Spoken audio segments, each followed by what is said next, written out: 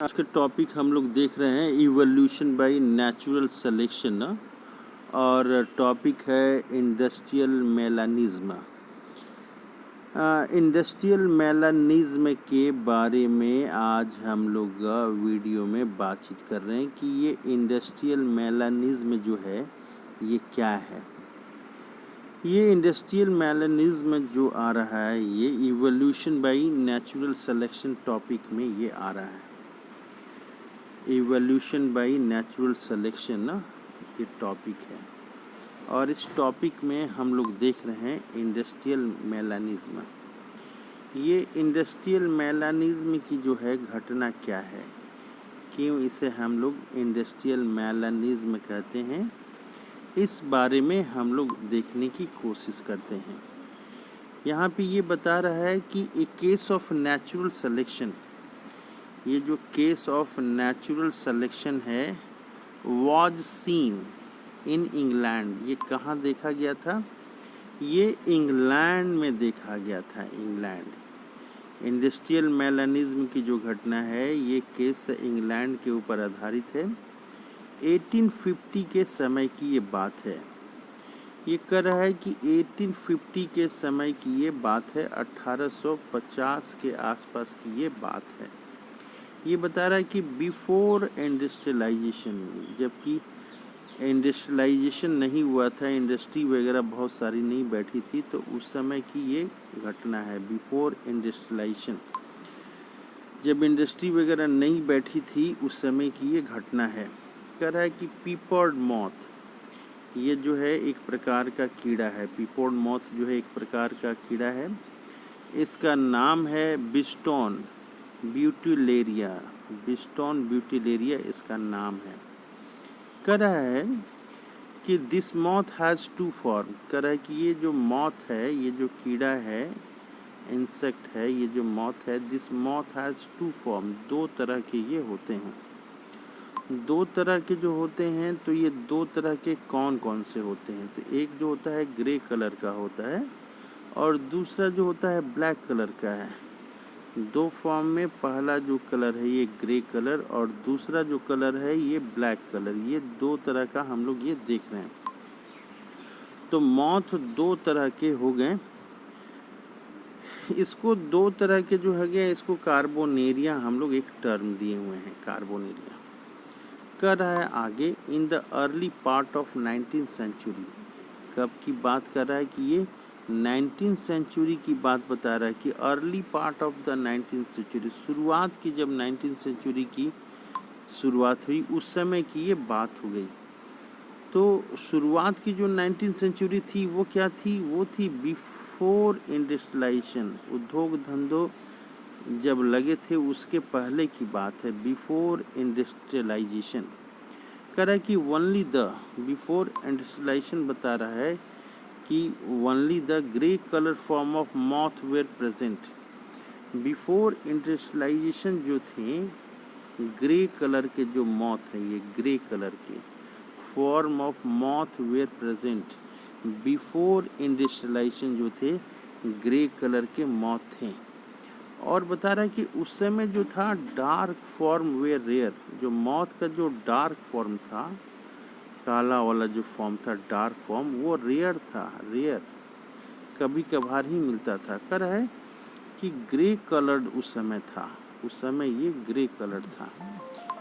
तो grey colour जो था उसके बारे में ये बता रहा है कि बिफोर इंडस्ट्रियलाइजेशन जो था, ग्रे कलर मॉथ जो था, were seen on the tree trunk, पेड़ पौधे पे, पेड़ के ट्रंक, उसके डालियाँ वगैरह पे, उसके तने पे ये मॉथ दिखाई देता था। कवर्ड विथ लाइकेन, ये कवर्ड विथ लाइकेन्स थे ये। उसके आगे बता रहा, so that they were able to escape. इसके कारण क्या था कि वो स्कैप हो जाते थे, दिखाई नहीं देते थे, दिखाई वो नहीं देते थे, एबल टू स्कैप। उसके बाद बता रहा है ये कि फ्रॉम देयर एनिमीज, वो ग्रे कलर के थे तो वो अपने एनिमी से बच जाते थे, पेड़ पौधों के कारण ही जो है ये बच जाते थे, उसी कलर का थे वो। कह रहा है कि लेटर, बाद में बता रहा है कि लेट ऑन 1920 में क्या हुआ, कह रहा है कि due to development of industries, ये 1920s में क्या हो गया कि डेवलपमेंट होने लगा, डेवलपमेंट ऑफ इंडस्ट्रीज़। तो इंडस्ट्रीज़ का डेवलपमेंट होने लगा। कह रहा है कि ये पोस्ट ये बाद का घटना बता रहा है कि पोस्ट इंडस्ट्रियलाइजेशन, जब इंडस्ट्री हो गई तो पोस्ट इंडस्ट्रियलाइजेशन के बाद बता रहा है कि लाइकेन जो थे वो पेड़ पौधों से वो किल्ड हो गए, जो लाइकेन पेड़ पौधों में मिलते थे वो किल्ड हो गए। And tree trunk look dark, और ट्री का जो अब ट्रंक जो है तना वो डार्क दिखता था, due to the deposition of industrial soot. ये जो धूल वगैरह आके जमा होता था इंडस्ट्रियल सूट, तो पेड़ पौधे अब काले दिखते थे। कह रहा है कि बर्ड्स जो हैं, उसके बाद birds now able to spot, birds जो हैं वो देख लेती थी, उसके बाद जो हैं बर्ड्स जो हैं वो देख लेती थी, बर्ड्स जो हैं वो देख लेती थी।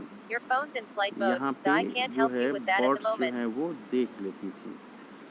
Birds now able to spot those moths, industrial के बाद जो हो गया वो बर्ड्स देख लेती थी, फीड अपॉन देम, तो मॉथ जो है वो आइडेंटिफाई हो जाते थे और वो खा लेती थी। अब यहाँ पे बता रहा है कि सो द ग्रेट, अब क्या हुआ कि ग्रे कलर जो मॉथ थी वो अब पहचान में आ जाती थी। इंडस्ट्रियलाइजेशन के कारण पेड़ काले हो जाते थे और मॉथ जो है ग्रे कलर, ये मॉथ वहाँ पे आती थी, तो ये बर्ड्स उसको पहचान लेते थे। एंड ईटन बाई क्या, किसके द्वारा वो खा लिया जाता था, बर्ड्स के द्वारा। बर्ड्स उसको देख लेता था और वो उसको खा लेता था। डार्क कलर मॉथ वेयर स्कैप्ड, अब इस समय जो थे, जो डार्क कलर के जो थे मॉथ वो बच जाते थे, क्योंकि पेड़ पौधा जो है डार्क हो गया था और ये डार्क कलर के जो मॉथ थे वो उसको बर्ड्स देख नहीं पाते थे, इसलिए वो बच जाते थे, स्कैप वो हो जाते थे। अब आगे हम लोग देख रहे हैं कि ये बर्ड्स जो है ना ब्लैक वाले वो बढ़ जाते थे। कह रहा है कि then now the coal is replaced, उसके बाद क्या हुआ कि कोल जो इंडस्ट्री में यूज़ होता था वो रिप्लेस्ड कर गया, कोल जो है वो रिप्लेस्ड हो गया, किसके द्वारा, इंडस्ट्रीज़ के द्वारा। एंड ऑयल अब यूज़ किया जाने लगा और इलेक्ट्रिक जो है वो यूज़ किया जाने, अब क्या यूज़ किया जाने लगा, अब कोल के बाद ऑयल एंड इलेक्ट्रिसिटी जो है ये यूज़ होने लगा। तो उस समय क्या हुआ कि this has reduce the suit production, जब ऑयल और इलेक्ट्रिसिटी होने लगा तो ये जो धूल धक्कड़ काला था सूट प्रोडक्शन वो क्या हो गया, कम हो गया। एंड अल्टीमेटली डिपोजिशन होने लगा, उसके बाद क्या हुआ कि लेस डिपोजिशन ऑफ सूट होने लगा, धूल धक्कड़ जो है वो कम होने लगे कोयला और इलेक्ट्रिसिटी के कारण। ऑन द ट्री, अब ट्री में जो है कालापन लिए हुए धूल वगैरह नहीं बैठ पाता था, तो इसके कारण क्या हुआ, अब the tree trunk have now, अब जो ट्री ट्रंक था उसमें फिर जो है दोबारा बिकम ग्रे, वो दोबारा ग्रे कलर का हो गया। और इससे क्या हुआ, कंसिक्वेंटली क्या हुआ, साथ साथ ग्रे जो है, ग्रे कलर मॉथ जो है अगेन वो बच जाने लगा, क्योंकि पेड़ पौधे का भी कलर ग्रे था और पेड़ पौधे के भी ट्रंक भी ग्रे थे। अगेन इसकी संख्या जो है इंक्रीज़ करने लगी, इसकी संख्या इंक्रीज़ करने लगा नंबर से। अब this example clearly bring about the action of natural selection, ये कह रहा है कि एक्शन ऑफ नेचुरल सिलेक्शन, ये नेचुरल सिलेक्शन के बारे में ये बता रहा है। अब दूसरा केस हम लोग देखते हैं कि evolution of anthropogenic action. Evolution of anthropogenic action, anthropogenic मतलब होता है मनुष्य के द्वारा किया हुआ काम।